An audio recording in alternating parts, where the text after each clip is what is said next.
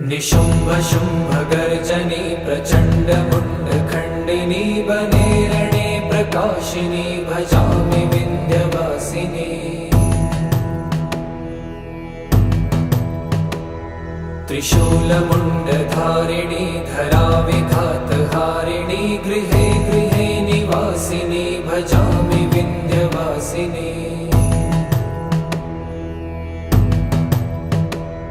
दरिद्र दुःखहारिणी सदा विभूतिकारिणी वियोगशोकहारिणी भजामि विन्ध्यवासिनी।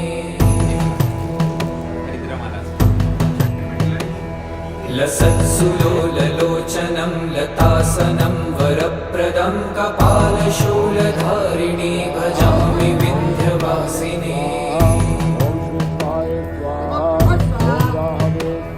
कराब्जदा